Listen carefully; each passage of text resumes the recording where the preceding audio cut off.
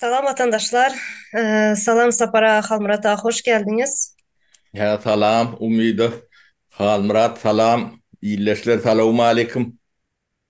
Assalamu alaikum hormatly vatandaşlar, yurttaşlar. Saparağa umida size salam. Aleykümselam.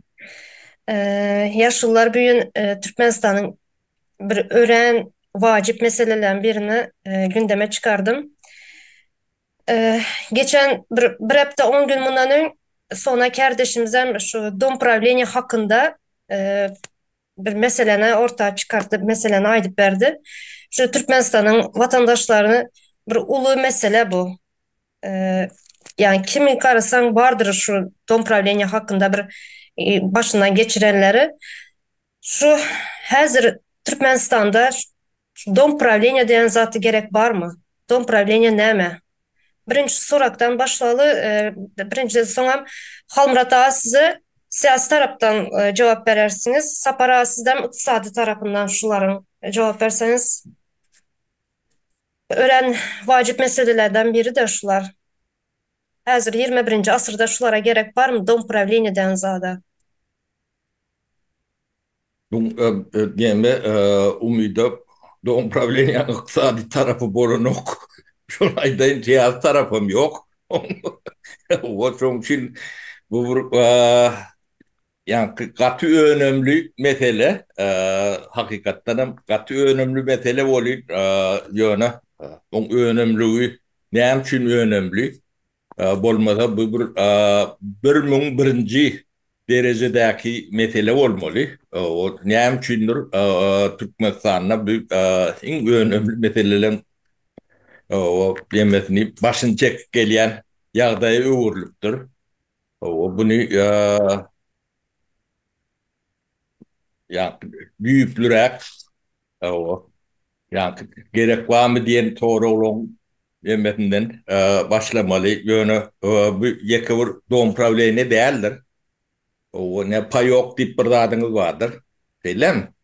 O payok, payok bolunu o Türkmenlere düşünendir bolunu Türkmenistan'da yaşayan Türkmenler düşünmeyen olma mümkün payok Kalmıra dağa sen şu yemesini düşündürüp verersin men bunu düşündürmem bilecek gel payok onun migrasya deyip bir adı vardır Türkmenistan'ın o onun ne bedeni ne iyileşler bilyenler o da ön plana çıkan olmadı yani dünyanın hiçbir yerinde de bir adi tutulup yani emedilen yerli halkın o bilyen de adam dem kendiyen o onun Türkmenistan'da bir potrot deyip bir zat vardır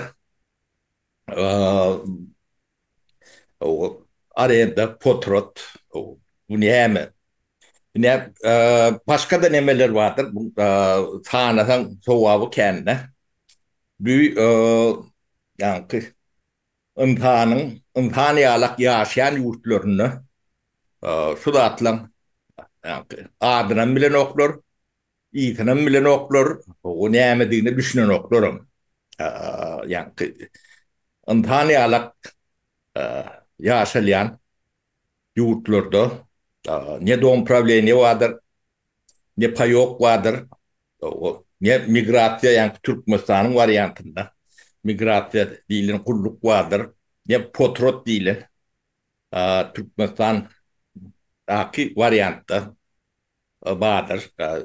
Bu da atlar yani atılına yani Türkmen için, Hun kuvun için bir vacip meselelerin içinde de has vacibi dilen neme orno gelen bu sebepleri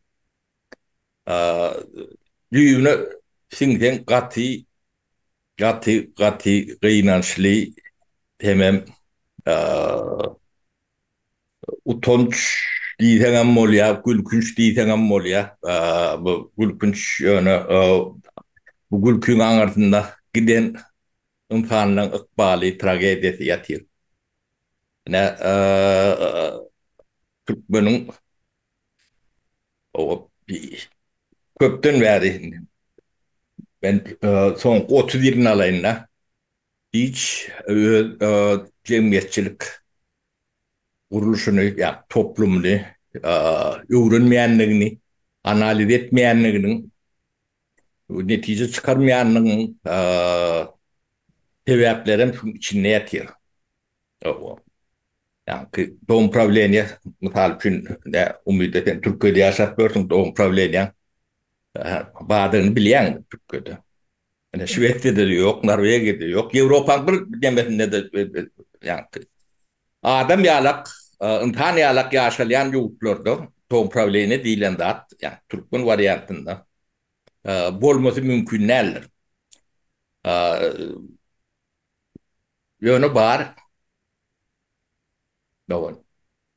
Almrada bu ne için var?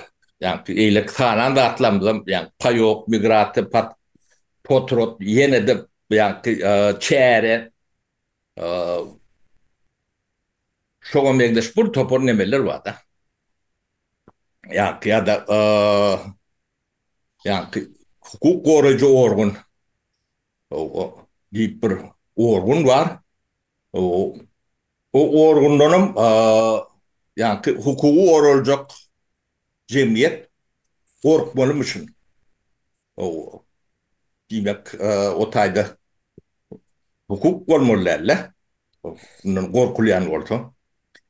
Bu şuna ben de halmrada bu tanıdan hava var diyen yalak bu yani biz yani daha şatırına karşı yörep barayan bir cemiyet yalak bir cemiyet bu da müeliyede ben şu Türkmenistan'a nemedim de.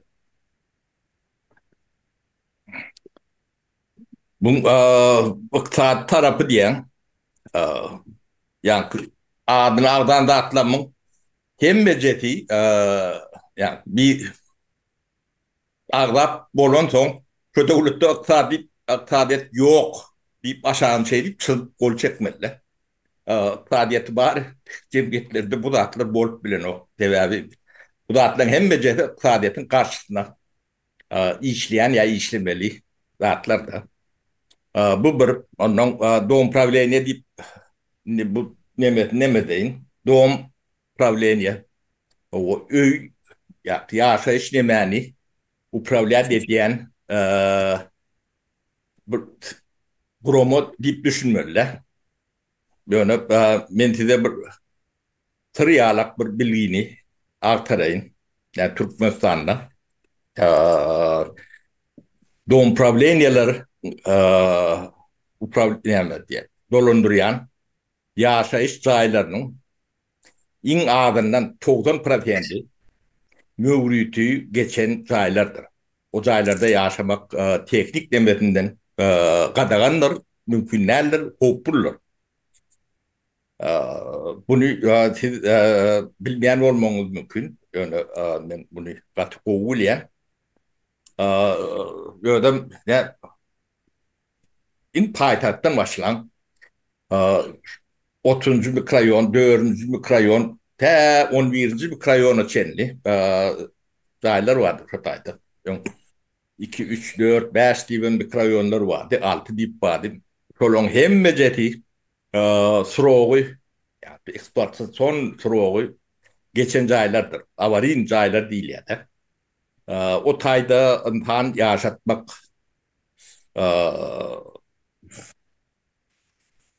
kadağın neyin? Benim dememde, düşüncemde kadağın. O bulur yalak aylar ehli obul merkezlerine vardır. Mari, Çerçev, Dağşev, Balkan, Krasnovodsk, Nevitdağ, o başka da şehirçelerde de yani doğum problemi var yerindeki zaylar 90-95% sorun doğulurun zaylardır. O yani doğum problemleri var. Ne için? Sonra ne için elbette biliyet yani Türkmeni şu nadanlıkta cehaletin içinde yeter yetmezin içinde yetir yağlap yani üstünden depelen basılıp yani erilip bir mertebesiz bir süre öwürmek üçin edilýän nemeldir. Her birini alanda o neticeti şoňa ertýändir. Sebäbi bolmalar da bu zatlar bu Türkmeniň birinji meselesi ýalyp bolupdy da. Ýöne bular bir wagt taryha garşy gitmeli. 92-91 ýyllarda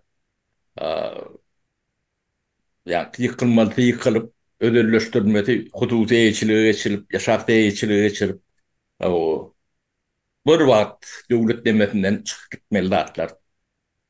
Ya, bu zatlar hem becerinin planı, programatı, düzgünü, tertibi, geçiş doğru deyip demesi var. O adamlar bular yalak yağdayda yaşama demeti bolmalılarla. Böyle doğum problemi vardır, o da onun gücü vardır. Katıl lokan gücü. O şolar yalkata yağ, kargata da kıştır. Şo taýda da giden pul oýnaýanlar. Ýöne bir aýlyk otga dende ýylynda gelende öýüňde başga biri oturup bilýär. Uslowna diýende. Şo taýdan hem gijik bir neme gatlak halkyň ganyny menýalak şo taýdan pul gazanýanlar. Ýöne dörlü bahanalary bilen kelläňe gelmejek, o imtihanlyga sığmajak derecede nemeler vardır. Ne? Doğum problemi nemesi barlaryň sebäbi o Türkmeni yani gaýdyşmaýarlar. Erik o ya guru yamzynla o kelleti başak derecede yaşatmak üçin ya şu kompleksler hem beceri. Kotrot, migrasiya, payok, yine de bu topor demeler vardır. Çäre, bunun hem belki yani kıban dilinaylarına bu lokan aktivni merapiyat edilýär de. O toplumy korku üstüne yani milites, palites bilen demeden de yani üstüne de korku mu gelýär de. O kompleks demeden bu millet tozup gitmeli. Bu millet tozum onu da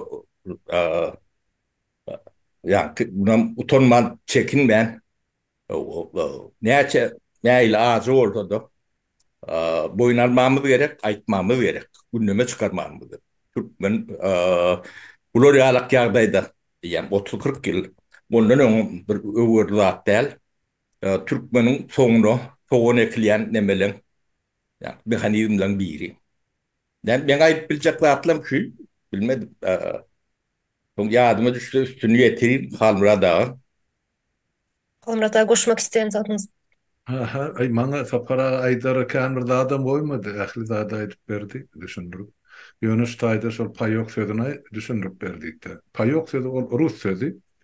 Olum şol payok diýmek bir ýanky belli bir meşwerdäki iýmit sana urupdur da. Ölçögli meşwerde. Olum kime berilýär şol payok? Payok esasen şol harbolary bellenen hem türmede oturarlar.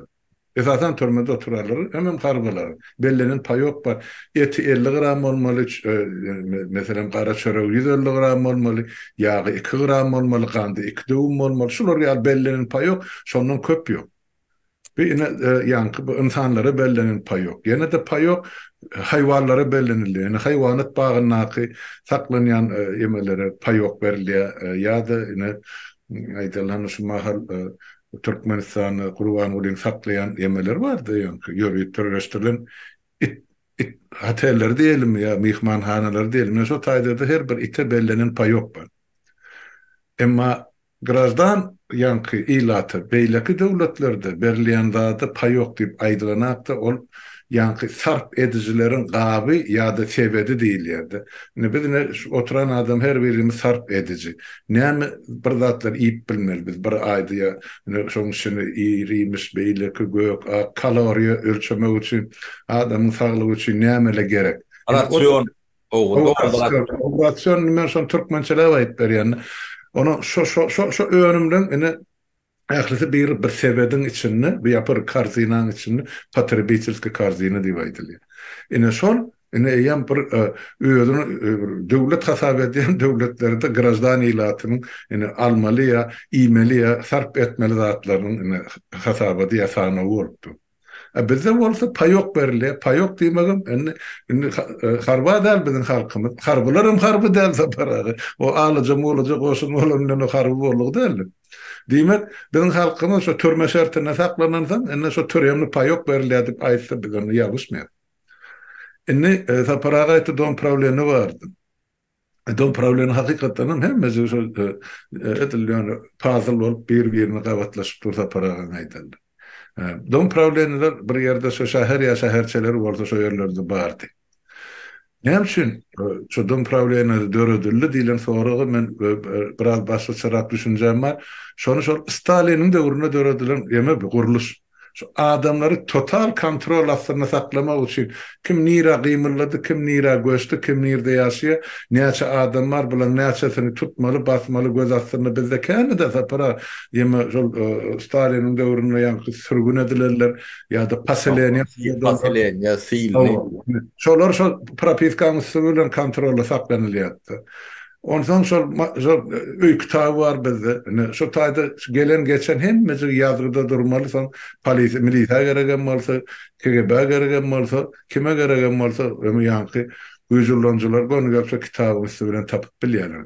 Bärde ýani hukuk döwletlerinde sen öykü kitabym ýok, hiç adyňam ýok. Ýani bir adamyň adyny jaý mı, hojalyk mı, mülk mü, näme alsan wirlemi al, şoň içinde näçe adam ýaşaýar, ol şol şu jaý satyn alan adamyň ýa kärennesine alan adamyň hak hukuky bolupdyr. Ýöne bir zat bar, her bir adama bellenen metr sany bar, 4 metrden, 6 metrden, şonun köp bolmalylar ýaşaýjyň sany. Ýöne kim ýaşaýar onuň üçin hiç kim senden işi ýok. Bizde şol ýanky Stalin döwrüne goýulan şu düzgüni Niýazyň döwrüne hassa güýçlendirdiler. Gurban Ulyň döwrüne Niýaz bilen Gurbanyň döwrüne ýene-de para alyşyň mesele çeşmesine urdular. Şu don problemden bir çağırsa ýa bir gelse, o sen ýaşap oturan tünögüň elinden ýa almaly şolar ýa-da senden para almaly. İkiden bir. Başgaça gelip sen sagaman oturýarmy? Sen ýaşap oturan jaýyň bir giňeltmek üçin, kömek etmek üçin geldik diýip ýekerde don problemi işgärler ýaşaýjyň gapysyny tırkyrladan ýerini mene göreme badyramaydymy. Ene gysgaça jogap bersem şeýlere umydy kardeşim. Näme umydy men ýene-de biraz näme goşoýun ýa ýeke don problemi de däl, ýa adnagdalan emeler var da. Sapara sorak verecek mi ona göre hazır? Sorak berersin, sorunu böyle. edip alar. Avan berer, demeti yok. Yani kanunlarda, devletler nimetinde yetaki konstitusiyalarında yani halkın rolü tepkilenýärde. Yurdun yeketek eýeti halktır diýilip geçýärde. Etat kanunlar hemme döwletler köpçeýlerek mükemmel. O yurdun eýeti halk bolmaly. Ýanky nemeler doğum problemlerden başlap oturotuna çenli, payoğuna çenli, halkın yurdun eýet değerlerinin göz görtülü tuğutnamatı, halkın egemenliği düğünden yok, halkın hiç tabi yok, öyüm yok da, doğum problemleri nemeti, öyün eýeti şolar. Yani şeyle nemeden de sen eýeti bolmaly, sen yurdun eýeti. Öyün eýeti bolup bilen okda. Toprağın eýeti bolup bilen ok, sebäbi toprağı sana potrota berýärler, arenda diye. Sen hiç tadyň eýetler. Sen egemenligiň, yani eýetçiligiň watana nemen vatan tenki değil. O yerim tenki değil. O öyüm, cayım, hiç tenki değil. Bir kaptalına on problemi var. Böyle kaptalına tanı yani Dayhan birleşigi yani näme birleşigi diýip sana yer potrota berýändir. O yerine ýeti kimdigi? O döwletiňki diýle, o döwlet halkyň kolmala. Ene şu taýda şu zatlaryň emesini ýitiripdirler-de. Yani şu zatlaryň barlygyny büýük sebäbi şol. Yani halkyň halk döwletiň eýeti däl. O eýeti kim diýilen toragy biz orta alıp o eýetin Türkmenistan diýilen döwletiň eýetiniň kimdigini biz şonu kesitlemeli bolýar. Bu iç. Şunu goşoýun diýdim, näme? Tamam, sapara. Yaşlılar indi ikinizin bu aydıp berenlerinizden uğur alsak, Türkmenistan'a teknologiya öğren izde kalan dep çıkıyor. Yani teknologiya hiç yok dep çıkıyor. Şimdi berde yine misal alsak, ben Türkiye'de yine siz hem ikiniz hem ösen devletlerde yaşayanız, teknologiyanın ösen yerinde. Ben yine Türkiye'de banklara giden vaktimiz bir aparat duruyor. Aparatı oçur almak için. Kimlik numaran giren kaviz veriyor, yani kaviz çıkarıp veriyor. Şundan oçura duruyor. Bizden ehli mesela Zaks'ın binasına barsan işin bir dokumenton artırmak için ya migrasiya ya dom правления şunyalı edaralara barmaktın oçur duruyor. Живой oçur sonra kavize yazıp alıyorlar. Şu teknologiyanın hiç yokluğu, şu hazırına 21. asırda şunyal bir sorak çıkıyor. 21. asırda dünya boyunca teknoloji öğren çalt ösye. Biz buların izine yetip bileriz mi? Ne ehli bir kaçan yetip bileriz? Sorak. Näme Türkmenistany ben Türkmenistanyň içine salsaňyz derri üýtgödürün. Şonu aýdyp bereň. Ösüç izine yetmek mümkün. Näme üýtgödürsiň diýip sorap berseň, ilkulak şu ýanky kontrol migrasiýa payok näme diýip soran eýeleri bardyr. Şolar üýçlük ýakar. O ýanky gowet bojarody no. Bolary ýanky dünýäge iýmedik ýalak. Ondan ýanky teň diýen oşur nemeler bar. O ýanky teknologi däl, o nemen bir ýanky bu näýem bu durmuşyň bir kiçik bir parçasy ýalak. Şwediýede nirede apteğinden tut demesine çendi jurnalak deme vardır. O bir yerde kada bir adam oçul bolyan olsa o laboratoriya varanda da doktora varanda nirek vardan o şu yankı nemeler bakadan bir iki köpük o lokan batta adam bel adamlar yönü o promosyonu etmelle. Onu yakamazam kıyınel demedilmesem o yönü düzgün biz yani doğum problemimiz bolan için bulatlı bolanokta. Onun bir daha doğru düşünmeli. Bir cahil bir toporu devletin başına getirip teknoloji var arada ya da başka bir zat var arada hürrüm etmeli hiçbir mümkünçülüğümüz ortadan kalkıyor. Tevavi devlet bir koşuç yayınla cahilin yerine geçipti. O cahilin anlatında Türkmen var mı? Türkmen'den başka da nemeler var mı? O da atlar kendi yönemirler. Yönü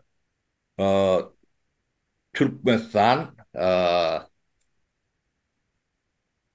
yani Türkmen'in eline der. Birinin eline geçiptir. Bir toporun eline geçer. Bu da atlar nemeti şundan. O teknolojiyanın ötmeye önkü bağırına bitmeli. Yani 91. yıllaki teknoloji şu an Türkmenistan'da yoktur. Bunlar her tarafa alıp gitmeli. Yine ulu näme kurdular, aeroport kurdular, tez aeroport. Şunda şunu ýaly aparatlar goýdy. Pasport damlalaryň ýazýan, hemme bilgilerini ýazýan, şunda aparattan geçmeli. Şu aparattan geçen soňam ýene o akoşkada oturup migrasiýalar barlaýarlar. Tek tek hemme zady danılaryny barlaýarlar. Şu aparattan geçen soň bu akoşkaya gelmeye gerek var mı? Näme gerek şu? Mesela yine bizlerem yurt dışına çıkıp gördük, Türkiye'ye geliz. Şu aparattan geçen soň sadece näme oturuyor? Bilet kesýän sanam departament oturuyor. Başka hiçbir aňyrda jikmejik detaýlary soramaýarlar. Ýöne bizde häzir okuwçylar mesela gelýärler. Okuwçylary kagız dokument oňartyrmak üçin näçen bir kapıya girýärler. Şu dom правлениýadan hem näçen bir kagız alýarlar. Ýöne şu aeroporta gelen soň, şu akoşkaya gelen soň migrasiýanyň hiçbirini barlamaýarlar. Görmeýärler hem.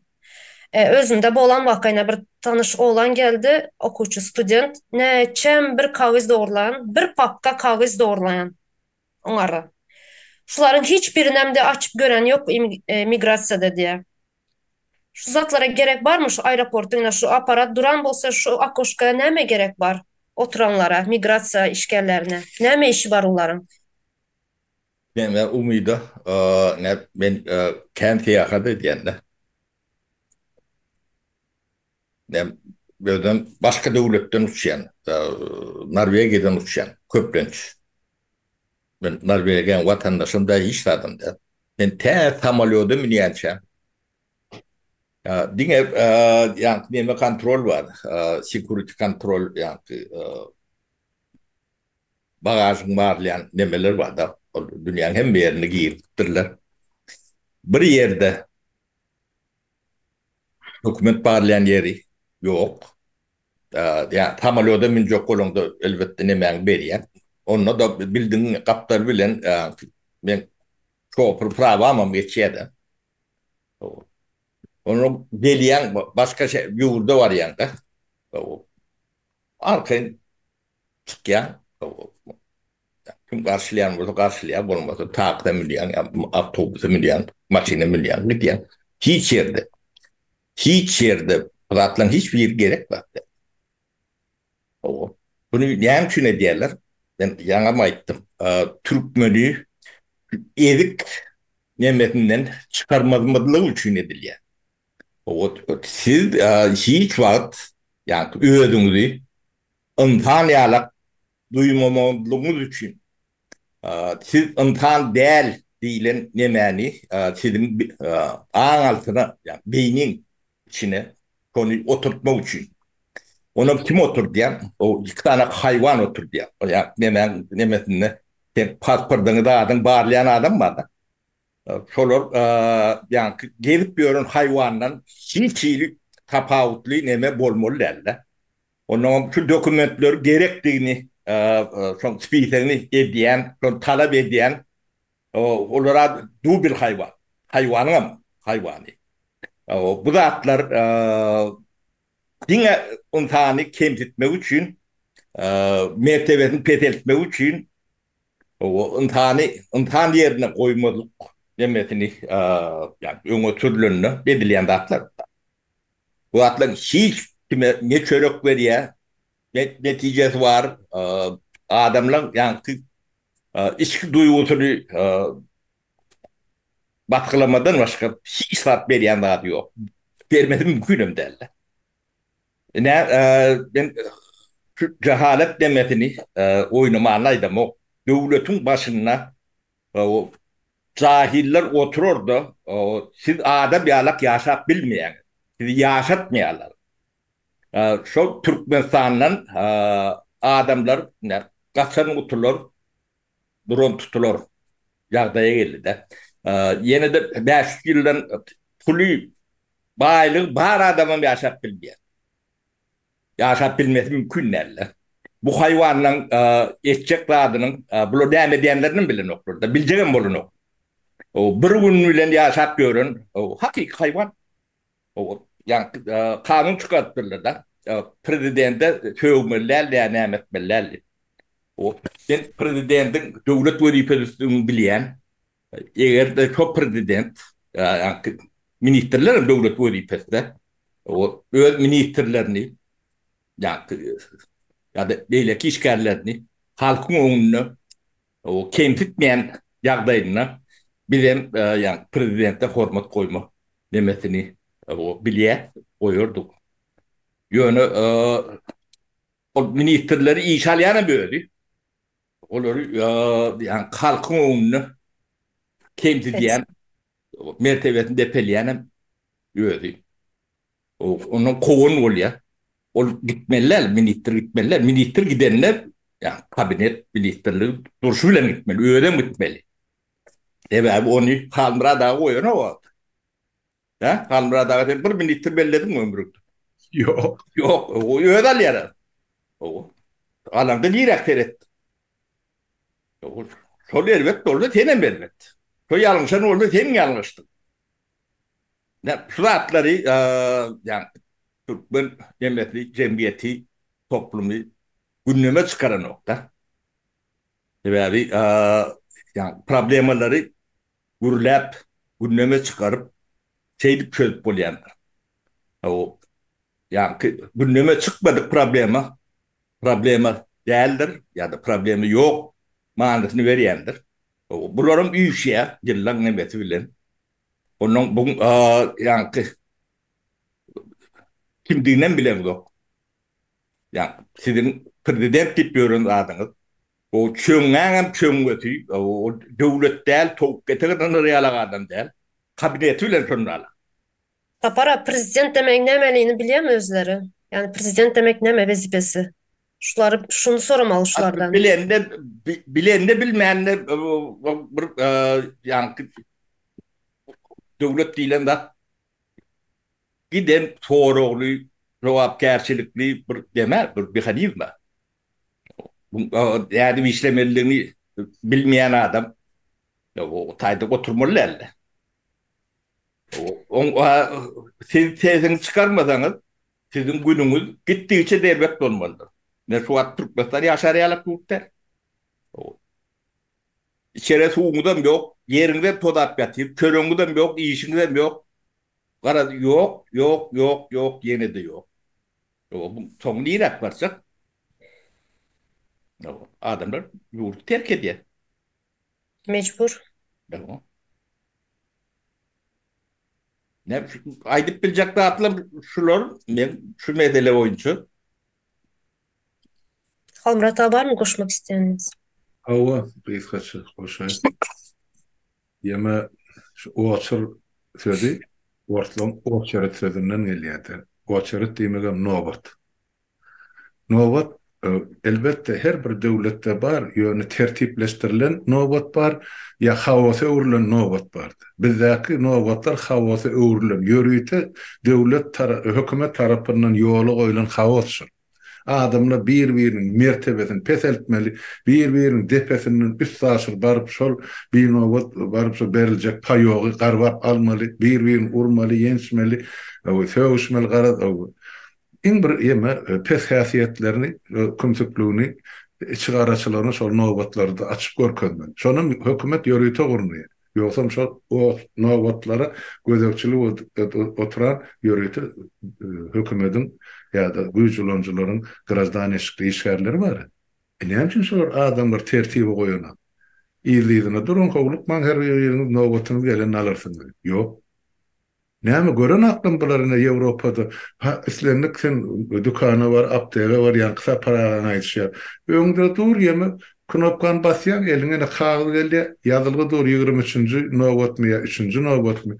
Aňyrda çyraýan ýa bir baryp kasadan ýa bir ýerden öz nobatyny alýan. Onu sonra bu döwletlerde şular ýazylmady kanun var. Elini uzadanda öňdäki duran adama ýetmeli.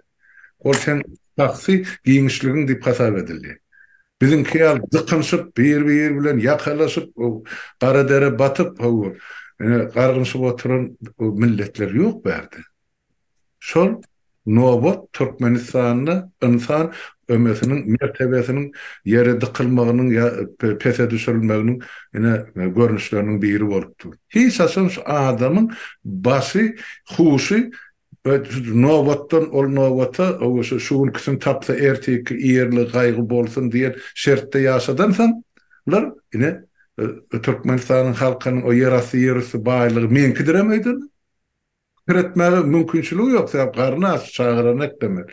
Şol günahkarnyň özüniň gelip çykýany halk düşünýär. Sebäp öz hakykyny gorap bilmeýän halk hakykatdan guldur. Ol goşadyrmak üçin näkide hakyky gul. Ol 20-nji asyrda elinizde gul ýok elbetde. Ne? Gulçuluğun ulu forması şu var Türkmenistan'da. Enne näme üçin ene şol seredin nowaty näme getirdiler. Ene ýaky tutsaňyz hem gülseňiz hem şunu daşary ýurtlara aýtsaňyz hem hiç kim inanmaýar. Türkmenistany sapara Orsiýadyň ýanky demez ilçhanasy bar. Şoňa ýanky baryp wiza düzedip Orsiýada gidip işlejekmi ýa Orsiýadyň üstü bilen gidip Ukrainada ýanky uruşa girmelimi? Şo adamlaryň nowata goýmak üçin $650 talap edýärler. Diňe nowata durmak üçin. Ene Türkmeniň gelip ýeten derejesi. Näme-se de üýşüp ýatan weşem pul barmy? Beýtdirip görene pismese çenýärdi paýlap otursunuz. Ha? Watandaşlar, ýurtdaşlar. Ondan şo töleýän pullaryňyz dälmi? Şuň şo diktatorlar saklaýanym, ekleýänim şolaryň egini pagoldysyny eller dürülsün. Siz özüňiz para berip saklap otursunuz. Şu bizi urun ýenjin kemdidin mertebäni aşat düşürüň. Yalan bolsa da aýdyň. Näme üçin töleýäňiz şonu? Olgun ben saytyň adyny aýdyp oturman. Bir döwür şo saytda menem agladym. Şo saýty ýöredip oturan aýarlaý diýe meni oglum çykarmak üçin Orsiýada diýe Türkiýe diýe Orsiýadyň üstü bilen näçe $1000 pul töledim. Öýdüm insan hukuklaryny goramak barada alady diýen saytyň ene alyp barjysy. Sen para bersen şo zatlary düşünmeýän adam näme üçin onu bermeliler? Näme üçin berýär? Sen onuň mertebesini goraňa. Sen şo para ber, şo hökümetiň ýaşamagyny ýa ömrüni zor diýän. Näme üçin şol daýda gelip şol hukuk goraýjymy ýa şu işler alyp barjylara ýardam edip şolara bäş saýtyn berenat. Ya wepat bolup oturan, kesel bolup ýatan watandaşlarymyz bar. Näme üçin olary kömek eden atdy şo ýygnan puluny özü diýişdirmek edip ýygnan şo hökümetiň holtuny noklaýar. Ine biziň ine şol nowbat meselesinde halkymyzyň ine şu derejede mertebesini ýere sokulýanyny size subutlanmaşar. Näme Halmurat ýa gaýdalyň meseleni Türkmenistanda bir kitap var telewizorda. Onu perdaç etdiler. Şey dilýär, ýa şey dilmese näýle bolýar. O düzgün bu adam ýalak bolmak üçin şolary ýalak demedilse, gowolýar dip telewizorda bir kitap görkezdi. Şu mesele ähli Türkmenistanda çözülüp gidýär. Bir aýyň içinde. Bir aýym gerek geldi. Şol ýa o adamlar edýärler. Zatlary näme köýýärden o? O zatları etmeli, yüzlerce devlet kuruluşları var. Yani bu meclisi var, halk matlagatı var, bu Prosovyuzu var, bu kabinet ministri var, ministerlikleri var, hakim var, nemesi var. Şolon haydi biri sonra yani kaldıranlar mesela çözüp gidiyor. Jurnalist var, radyo komiteti var, yazıcıları var, göğürü var, leheri var. Bir toplam nemeler var. Elementar yani mesele çözülecek olanı nerede çözülüyor? Ulu mesele de jurnalaktır, küçük meselelerden jurnalaktır. Bunu küçük deyip geçivermelilerdir. Yani bu medeniyettir, emektir.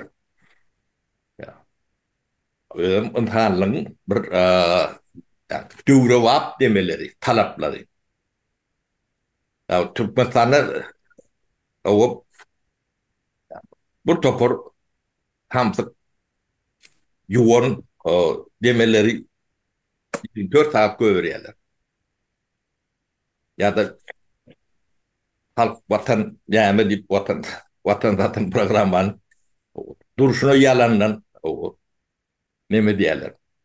Şon yerine ne bir yani gidecek bir meseleyi alıp kovulsalar şu mesele çözülüyor. Halmurat sesin yapıldı. Sapara. Hı hı.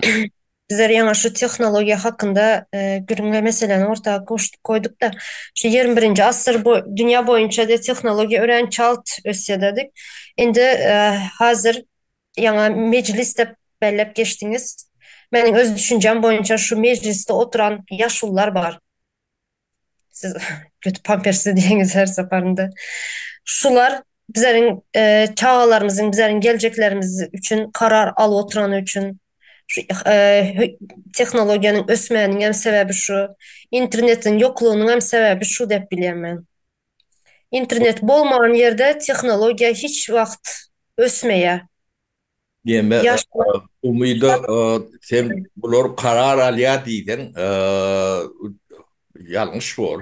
Bular hiç ile karar almadan ok. O karara alınan kararlara el kaldırıyorlar. Alınan kararlara el kaldırıyorlar. onu Bilmeden. bey diýsen bor, o el galdyrýarlar, şu el galdyrýan nemeler. Ýöne o taýdan pikir çykmaly. Ýa-ni problema orta çykmaly, çıkarılmaly. Döwletiň geleceği şuuny barada gurrun edilmeli yerler totaýlar. Onu yani Halmurada bilen tapara ya da umid etmeliler bunu. Şol guruluşlar etmeli. Döwletiň içinden müňlerçe enter tep açılmadık problemalar var da. Yani, o gurrunu kim etmeli? Kim edecek? Onun bu da atla kökünden demediler de. Ne yukarı okuzalar var arada bir ken üstünde duruyorsa. Yine oğruyum in oluşuyorlardır. Şarlatan, bilim vermeyen yani halkın pulunu alıyorlardı. Böyle bilim veren olur. Vermeyenlerini biliyorlar. O ne hem şunu diyorlar bunu? Ben size yeni de sıra sayayım. Cahil bir cemiyet. O kanun nimetini yaşat bilenlerdir. Yani kanunu ulanıp bilenlerdir. Türkmenistan'ı şu yardaya getirme için yani yukarı okuyucular, orta mektepler, başlangıç mektepler, şolun rolü şeyle urlokandır. Yani şolar yani doğduğun odunlu yanında da bu nelerini üstün yapıp bilmeyeler de. Tabii kanun yerlerde. Bu kanunlar yarlı bilir, kabul edilip bilinir. Yani cahil cemiyet şunu ulanıp bilmiyor. Bunu kim ulanır? O 1%, yarım prosent biz hukukumuzu koruyak diyen adamlar ulanır, öyle halkın karşısında ulanyanlar. O Türkmenistan'da şuun kanun halkın karşısında ulanyanlar. Yani ya sen aeroportu dar getirdin de. Kutayda kanun işlemeliler, yani halkın karşısında işleyen. Gowu nemeni belep geçtiniz. Kanun Problemi ne diýäňsiz? Kutayda problemi kanun boýunça belli işlemeliler. Yani halkın karşısında işleyen. Onun şöyle kanun yok yerde kanun korucu orun dip orur. Neyle kutayda işlep bilýärler. O kanunun işlemeýändigini ilk bilen bilmeli. Adamlar sen men näl şolar. O kanun işlemeýär. İşlemese mümkün näl. Onu hemme jeti gaty gowulýar. Ya üniversitede juridik fakültede okuyan ya tapak ders veren muallimler vardır. O şolar Türkmenistan'la kanunun 40 harfinin ya işlep bilmeyeceğini bilýärler ýöne 100 miňlep dolarly pul alıp diplom berýärler. O 5 ýyl yani ýaşy etdi. Ben 5 ýyl nowurlýarlar. Boşa. O ýaşlygyň bir ya önemli döwrüni boşa harjaýarlar da. Böyle o taýdan çykan el diplomly bilgiteli o yani galtukly cahil ol ýöne jahillere berbet bolup gitdi. Bizim ýagdaýymyz gaty kıyın. Bu içine giyirdiňçe nemeler orta çykýandyr. Bundan türkmen bunun içine giyirmelidir. Daşından ter edip bu zatlar düýedip bolýan näler? Bizim türkmenle bir gaty elbet tendense diýinmi ya da bozulma diýinmi? Yani gurman bir sadına katışman bu devletin hödüğünü görecek bolýarlar da. Görýän bar bäşdürüşdür. Wagty nemeti gelýänçe, mögürlüki dolýança o da. Ýöne altyapysyny gary işi biri etmeli. Devleti gurmaly, doğru gurmaly. Bu zatlar bilen hiç kimin nemeti aladatam yok. Yani ölleri bu dünyadan giderler, bulun yidine galayan sağaları, artıkları, çoğulukları olmalılar. Olur var arada fikir ediyen adamım yok. Bu da bir gengat. Ne? Bizim yani imtihan bolup bilişimizin demeti şolor yalık yüz bulardıç. Bu Türkmenin ehliratlarına değişil zatlar. Siz öğüdünüz olun. Siz yani artıklarının çoğulukluğun geleceğini uğurlayanız. Depeleyanız, yok ediyanız. Hayatını aydanda da yanlış olup durun. Yönü bir rahat Türkmen. Kalmırat mene gen görýän gaty. Adamlar gaty rahat. Sapara, yani şurada bellep geçtiğiniz kanun halka karşı nemedile yazılı da. Şurada yine şunun subutu var, ne Konstitusiyanın 40. maddasında devlet yaşların hukuklarının ve azatlıklarının amala aşırılmağı için şertleri döredýär ve onların hemme taraplayın ösüşüne yardım edýär diýär. Yardım edýän bolsa nerede internet? Bu çağalar, bu çağalarımız näşili össün internetsiz. Bunu Halmurad ağa bilýän bolmasa men bilemok näme umyda. Ne kanunda yazılan şun yalı. Kanun yok diye gene de yazılan şu. Mikrofonun yapıp Halmurad. Bağışlan, mikrofonu yapıptır. Men bilýän näme etmelisin, ýöne olar şol öz ýazan zatlaryny öder berjä eden atlardy. Bu Türkmenistanyň konstitusiýasy döwletiň içi üçin ýa-da döwletiň milleti halky üçin ýazylan zatlar.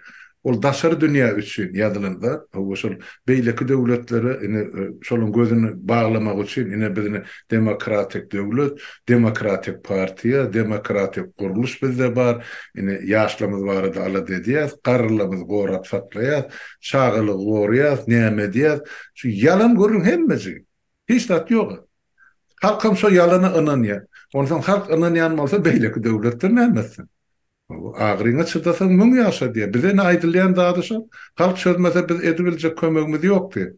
Hana diýirmi sab bize? Hemmemiz. Ukraina halky öz territoriýasy, öz topragy, öz watanyny gan döküp jan berip töweşip ber. Şonçyn oňa bütün dünýä kömek edýär. Ukraina diýenler gelin bize serhedimiz gorap berin, toprağymyzy alyp berin diýip. Özleri öz janyny ortaga goýýar.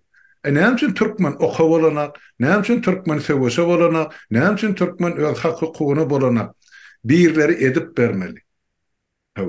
O ýa-da obrazlaryny aýtsak, 3-4 san adam diýip edýär, bir topary hökümetiň üstüne kuşurýar, ondan hökümet şular bilen näil daglaşar, näil uruşar diýip, o garada oturup keýp edip seredýär. Şular haýsy bir ýeňse, onuň halk şoň tarapynda. Onuň şo halk bollugymy?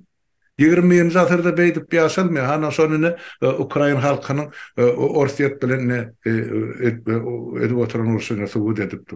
Türkmenistan kim Ukrayna karşısını? O alıca muğluca koşun bilen ol aňyrdan ugan tarapyndan bir müň sana adam gelse hemmesi elini galdyryp oturjak. O taýda watan goýramaly diýen düşünje ýok halkda. Mertebe ýok halkda. Öz geleceği hakda pikir yok halkda. Bir mankurt bolan ýa halkymyz bar. Şol Çengiz Aýtmatov'un şol mankurt diýip ýazan kitaby bar tapara. Şol hakyky. Yani bizim yemeğimizde, Türkmen durmuşumuzda var. Şu Thompson Jowdasyny çağalar çıkarıp ayna prezident gelecekmiş deyip ta Esrail bir kılyança bir neçe saatte ağladandan aşağıları ya ulları studentler yol uğruna saklap şuların barca mertebesine yere sokkar. Siz hiç kim şu ösüp oturan bahçede yok. Şu aşağına su veriliyor ya su tutuluyor. Size şu bror suum yok diye. Ine deyip halkymyzy ýere sokdular. Halkym şoňa razy. Ona ahir beýle boldy. Han halkyň ömrü, gujur gaýraty, ata babalarymyz o kitaplarda ýazylan. Ýoga hiç birdi. Emma bire gawa emma gezek gelenni bular ganym düşman. O näme üçin o 4 adamyň damagyny çalyp bilýän haramzady baryp şol emma özüne azar ýa berýän ýa hökümetiň egni pagorly damagyny çalyp bilýän. Ine sonra bize. Ine Türkmenin kümsüklüğü nereden gelipski? Yoksa elinde bıçak tutma yaltanayan adam değerli görünüp durasın. Yani bıçağı özünün ezidin karşısında kullanıyor. Ine bir sun yalkar. Özünün ökte ya özü bilen bileğiden bilen uruşma kolayını da var ona. Kolay teskinip kaçırıyor. Yani Halmurada bunların yerden tip adamları üşürüyorlar. Men bunun ağıtlarına maçacak olun Umida Hanım bolanton nemedip bilemokta. Sapara, men aýdyn onu. Hazırda ýaxşy belep geçdiňiz Halmurada. Men bu şu ýa Sapara belledi toplum diýe. Men bu millete millet demeýän. Bunlar milletliğini kaybedipdiler. Ben bunlara toplum diýen. Nem üçün geçen Kemine'nin bir gepleşiğinde aydıp geçeni var şu Kitaylar diye neme Semiçka Çakya diye şunun musurluğunu toplaya diye. Ben zenan maşkala bolup ben utancımdan ağladım. Şu Kemine'nin aydan geplerinden. Ben ağladım, namus ettim. Bunların hiçbir mertebesi yok mu? Toplum diyen bunlar milletliğini kaybedipti bunlar. Millet demek ziyan bol ya bunlara. Başına bu tip adamları yani bir yerik üşürüp bolya. Halmurat buraya ibne yoktu bizde. Men bağışla olayım. Bunları niyiden tapyalar? Men şonu hayran. Bu sonra Viktor Hrampı vermeli nereden tapyan? Seleksiya edip tapyalar. Şu beterini, ervedini. Yine şunçun sor. Kurbanlı özünün akıllini ya öz yalin getirip yanına oturtmadı. Hiç olman bir de olmasa onu bir gezek maslahat beri. Özlerim şol oraya yani bir uşerbni adamlar olmalı. Şu men televizörde ministrlerine de adına heykerşini ya da şol talan merdişini de adına teredip yani çok öyle şunlarlık olmalı. Bir niyaz var şeyler yani çağlarını adam yalak yaşamadık nemelerde şeylere kullanırken o katı elbette adam. Kurban olamam eline oşap gelenler niyazın. Bir de bize görkez yani eline oşan bassa niresine oşanı biz göremdik ekranın anırsın. Yok bu şunun lezzet alyan olmalı ödüleri başka bir halka vurkuları yalak daha yok da. Yoksa para ulaşaktan kiçesek bokuymanı uğranır diye de. Seredin bol yani. Bulat sert boçka zımzırlayın aydı. Kurban olup bular hemmecinin önüne de buların iki satanın arasına salam veriyor. Sonra gidip o sen dostun mu atış gibi. Ereşit meredim. Olsa öz ministerliğine otur. Giyce kılla yarımım. Birimi iki çellim. Allah bilsin nam işli. Arak içeyim, kayıt çekeyim. Ya başı işlen mesulünü. Şu gidiyense daha çok yemen içeri Dışarı İşler Ministerliğinin tam süpürcütem öyle gitme hakkı yok. Hemmece öz kabinetine oturma. Täze öresi çıkıp gidiyençe. Bu nämen düzgün? 8 saat iş bolmaly mı? Döwletde. Ene şeydi bir kimse diýerler. Onun oň aşagyna akyly köçe çyksa ene ol ýanky bir gaýyşlyklaryň depesine şänlikde we gaýyşlyklaryň belpine halkyň depesine şänlikde biçare halkyň şänlikde uradym maranakda el aşagyny öýle Şänik şänik döklerini oturlar hemmeçe. o Burada mertebenizi siz birine izin vermeseniz hiç kim sizin mertebenizi düşürmeye hakkı yok. Sonra öz yurtunda özün ikinci sort adam bolup birinin başka devletten gelen birinin yani önünde hizmet etmek o yani nasıl bir nähil bir insan devaydılıyor ben onu bilmeyen. Öz mertebelerini özleri düşürüp koyan bu halk. ya ikinci sort dersen ente bu beýige galdyr. İkinci sort şol Dördüncü standart değil ya yani. Gördüm değil. Standart neme var? Sort vardır. sonunda näme sort? Standartı yani. Dördüncüden son beşinci oluyor da. Nähil uyalmadan, utanmadan yaşayalar bu devlette son bu topraklarda. Ben hiç düşünmezden amaşkala bolup ben utandım. Hasan beter şu pul kazanayan iş adamlar deyip demediyen nemelemi var. Yani şolor ne pinamızın demesi orijinali ne şu 5 manat kazanmak için halkın bol görün demelerine bu ötüyorlar. O televizyonda çıkıp o aydınmayıp görünüm var. Gulyala o dur asmanımız var. O gıyıp görünlerim var. Almrat ben taşından ter edip o gıylaniyat o Namus ediyesler, namus ediyes. Ben namus ediyen. Sapara iş adamsa değillerine men şular biraz kategoriya bölesin gelýärdi. bunun kategoriyası almadı Almrat'a. Bu partinin bir onu traktör ile türeymel otur bunun kategori. İlçilikler iki yakası bağdır sapara. Görümsen bilimsen aydiyan. Yeme görýän şu sen ya bizim şu 90-njy ýyllardaki adamlar o kaptaly nişläp ya şolar görüp şolardan görerler ya şolar ýaly iş edip ya yarın şu terde işleyen adamlar ya şol döwür ýa-ni tüccarlyk işi bilen biznes diýelim näme şo bilen meşgul bolan hemmece diýen ýaly ýurdu terk etme mejbur boldy. Ýani ýa-da işlemeli boldy ýa-da ýurdu terk etmeli boldy. Olan akly emlägini mana KGB ýa-MHM elinden aldy. Ol adamlaryň kabiri Ýewropada, başga döwletlerde şol täzeden özlerini tücaret açıp aýagy üstüne galyp bererlerim bar. Ýöne olar öz halkyna, watanyna kömek eden ýa goluza doýunyp oluny sen aýdyşyň ýaly hereket eden onu aýtmak gerek. Ýöne olgun şol sen ýeme bilen kemine bilen ýanky sorak jogapdy bir aýtdy şo taýda biz şu günüdi kömek etsek täze Türkmenistanyň guruluşyna. Sonra yurda baramızda şu bizim koyan malımız, emlakımız, bilemek, baylığımız şunu hıvıslandırmak maksadı bilen iyidine kaytarıp berler, berlise nahil terde berler, näçe möçörde berlerinden yer sorağı verdi. Siz onu okap yetişmediniz. Ben şonu ünsverip şu taydı yazdım mı yazanında da şu sorağı cevap bereyseniz. Ben Irak nemettim, katiyat oldum, Hanmurada bağışlar. O pekirmaydı kutlarıyla sapara şu taydı.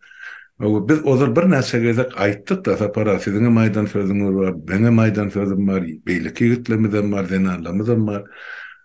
Indi şol şuun kun halkyň, döwletiň, milletiň düşen ýagdaýyny görüp, indi bir oluny eline bir zat bar adam şol ortak bir zat goýjak bolsa, o şonu biz hökmen ýurda baranna, o ýygyna gaýtarmak parzymyz, borjumyz bar. Hatda şol biznesi elinden alınan yurttaşlarımızın biz hükmen alınan emlakını idine gaytarıp beren sözümüz vardı.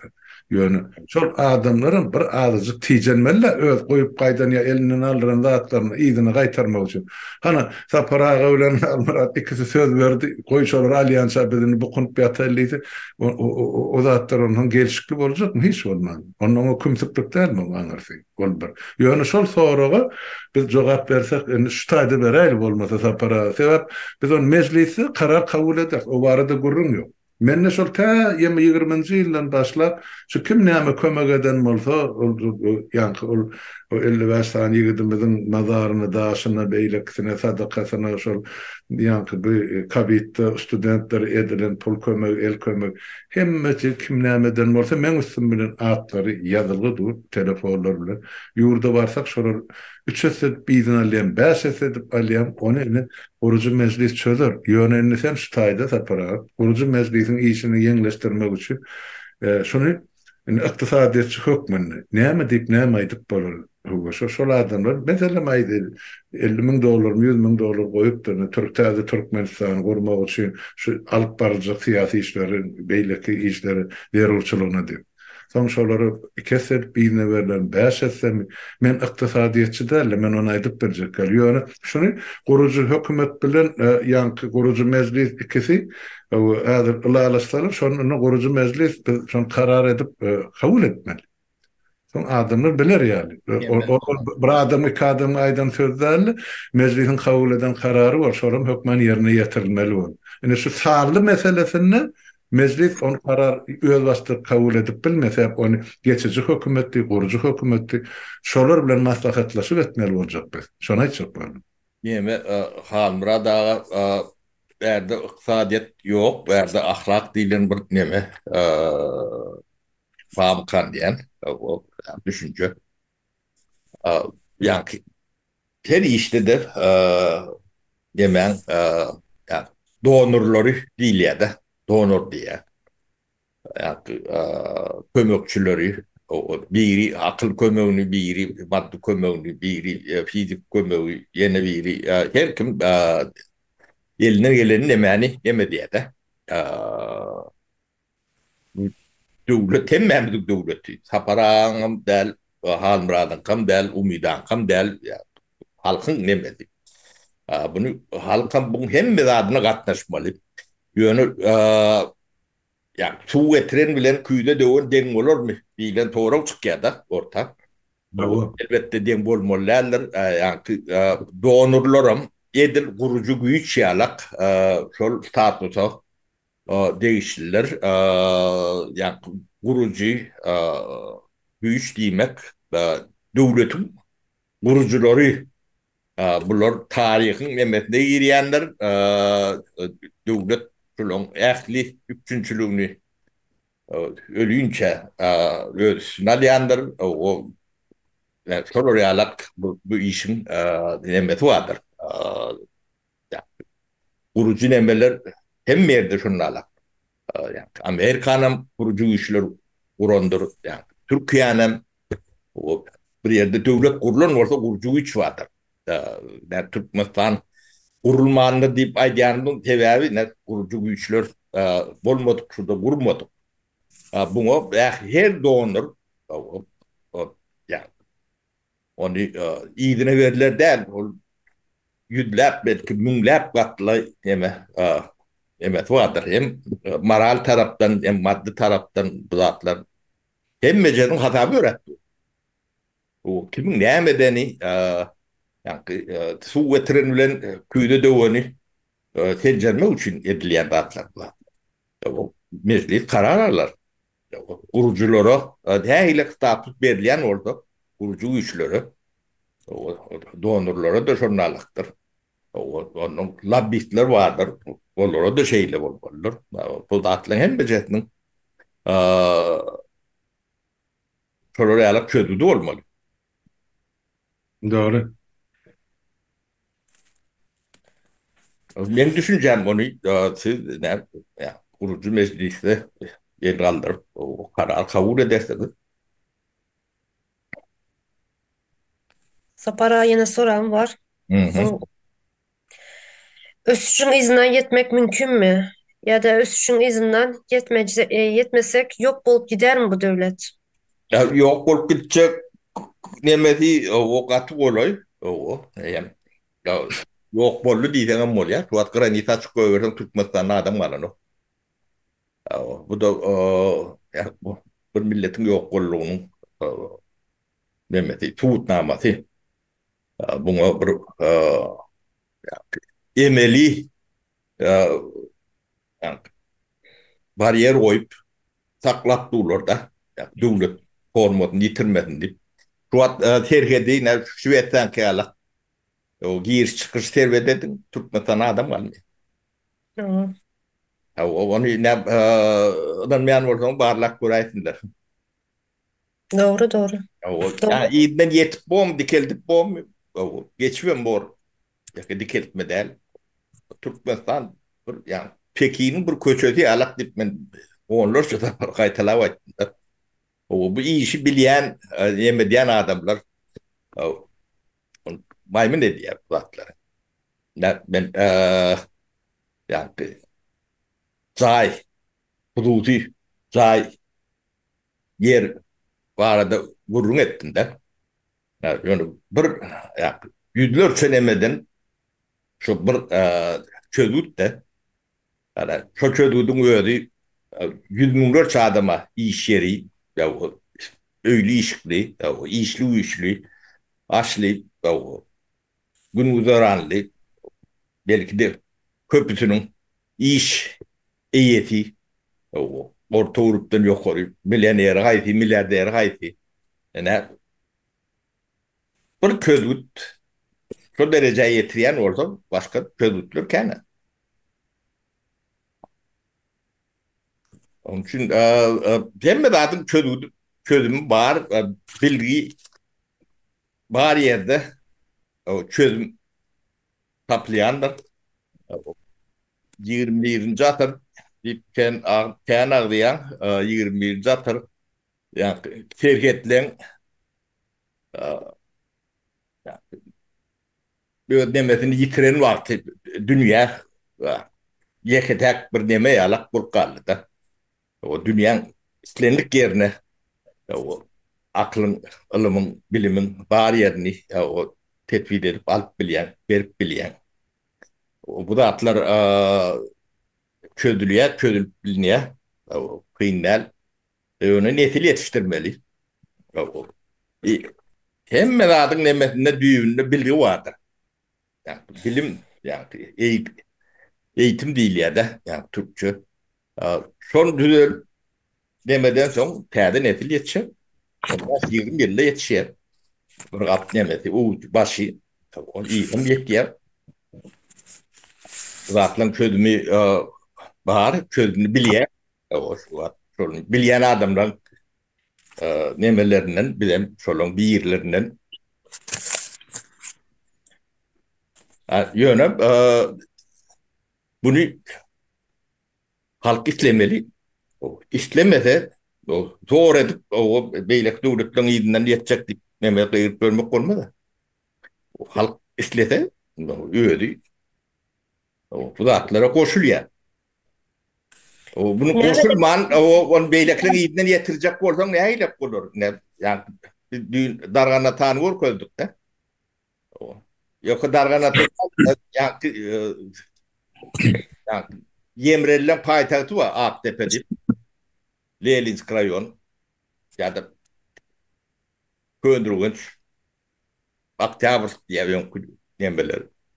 Hem bir cedim dargana teyalak şu tayda adam yetişeri alak yer var yemi var. Şer yani mümkünçülük. Sapara her Ağaç yok.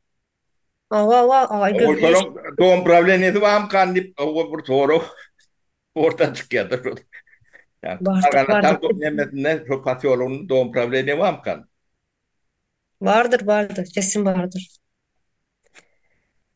Sapara her gepinizin arasında halk istese dep aýdýaňyz. Belki bizden halk bilmeýe näme istemelsini, nähil istemelsini bilmeýärler. Şulary aýdyp berseňiz, düşündirip berseňiz. Ben Näme istemeli, nähil istemeli. Men näet düşünüp beren umida katıgen doğru boldy. Çok halka dedi. Siz näme etledin? Bir halkı cahil ettiler. Bara, hiç yerde informasyon alıp bilmeye halk. Halk cahil. İnternet yok. Yani cahilliğine başka bir günahkar değildir. Cahilliğine ödleri yani Özleri bir halkla kere olan ama. her kim ödü günahkardır. Doğru. O biri keyfine cahil olayandır. Biri mecbur cahil olayandır. Onun nimetine biz o siz cahil olman deyip ya, yeme durmuşunu, şartı durmuşunu asış bilmedi. Tabii, cahil boladı gelen oldu. Cahil oldu. O. Cahil bolanın subutu ne mi? Şu internete, Wi-Fi'ye her ay pul tölemeli. Doğru mu? Töleyerler şu pulu. Yine şu e, e, internet az. Keserler internette. Gidip şunu soramayı bilmeyenler. Cahillik yani bu kadar cahillik. Gidip şunu neme telekom mu nemeden gidip sorasa pul töleyen yerine biz sana pul veririz. Bunun ne için kısıtlı bu internet deyip soramayı bilmeyenler. O, yerine ben gidip sorayım mı? Umidim. Yok, yok halk şunu yalı cahil edip de yani gidip şunu soramasını bilmeyenler. Hiç kimeden o ödü oluyor halkın. Ödü keyfine islap bolup. Ben şeyle düşünüyorum. O kâbi şertler nemedendir bolun yönü. İstemedi halk cahil edip bolyanlardır. Allah Allah, doğru. Halmurat var mı koşmak isteğiniz? Ben soraklarımı kurtardı. Yok, sol ne internetin yokluğu mene de solum ya halkı kemsetmegin ya şovakörlükde saklamagın bir forması bolup durdu. Onun gulçuluğun bir forması. Halkım şoňa razy. Şu yok da pul töleýärlerdi. Yok internete näme üçin pul töleýärdi diýen sorak bardy. Doğru. Sen aýtýan sapara sorak berýän sapara şulara näme diýip düşündirmeli. Emma meter sapara näme diýip düşündirdin. Yok da pul töleýärler. Näme üçin yok da pul tölemeli. Hova üçün pul tölemdar. Hem insan canlar şundan demeli. Mut. Bir pul edipdir internet yok. İnternet yok. Sen bu Ona ne ölçüş olsun? Ne hili ölçsün bu çağlar? Ne hili yok. ölçsün? Nahil ötünde berdi başa bir yenen bir soru var. Karşılıklayın. Milletin 60 götörümü yurdun daşın. Hı hı. İçinde kalan 40 götörümü hem mezem şolun öz aralarını doğan garınız. Ne için soruları düşündüren aklı, daşın akıllı. Bunun göz yetimi giyine. Elinin Doğru. Türk'takiyem, Kürt'takiyem, Niresin Evropa'nın hemmecigi yahu. Bizden vakti köp olmasa azdır. Bizim vaktimiz yetenekse para olun. 25 saatte bir sürküdü. Onun elleri boş tekki saatini işledi. Karın 16 saat tane internetin içinde. Şolur men Kemal oturup özüme sonra verýän. Nämiş diýek ýylystymyz ýa yurtdaşlarymyz boş wagty. Hemme Aydayım mı? TikTok'ta. TikTok. bana O tok tok diýen men o TikTok'unda tok kowan ýa tok tok şoň onu däne sepen ýaladykdyrlar. Ol Akbäbiň brigadasyn şo taýdy. Ay bolmajasy bolup näme diýjeklerini bilmem. Toýa gatnap toýun aýdymlaryny aýdýar. Bir-biriniň ýuga sözler bilen. Da para bu torupdur. Devlet millet hem yok, devlet hem yok. Просто bir ne aýdyn Ali Baba'yı sonra kıraz boynu koydu. Toplum. Sonra o müjde de maňa şolary birdap düşündirdi çok bolýar. Belki bilmeyendir, bilmeyenler yani istesiz Ağırına geçýär. tutuyorlar. Ağır Sessiz tarapynda tutuyorlar. seyredýärler. O bilmem. Ben hayran kalıyorum bu millete yani bu topluma. Ne işin sessiz kalıp biliyorsunuz? Sizin çağlarınızın geleceği, çağlarınız. Bu Yani müjde da giden bir kesim gatlak vardır. O bilimem üçüýümdiň oturanymyzdan ýokary bilimleri vardır, bilgileri vardır. O Ýewropada, Amerikada o 44 döwletde ýaşap gördi. Kän Türk bir işlisem, güýçlisem bar, o aşlity pişlisem bar. O bar da bar. Japoniýa çenli bar. Ýöne netije ýok. Günlerim geçmen duranok. Bilmeyenim duranok. Türkmenistan ýagdaýy. Yani bir ahlak meselesi. O ahlak bodulan, katılıyıplı bodulan O bunu bilmedim. Tarih baka veremedi. Biz baka versek öte geçer mi kartip nemedi ya. Yani genet bozulma yalak bir zat. Ben kuş bilen kan meşgul olyanlar. Men ne şuraya bir kanı bozuk neme yani çok getege salamok elektre dahil yani. Yani bularım köpüsü yani genetik atkot diyen yalak ağır söz olun elbette. Çoğu mendeş neme ulanmalı oluyor biz terminleri. Bu şeylere bu bütünce de şeyle olmalı. Yani nemeti ağırlaşar. Böyle bir yerde taklap tereden işlemeli bu zatları. E, Bu ulu iyi iştir.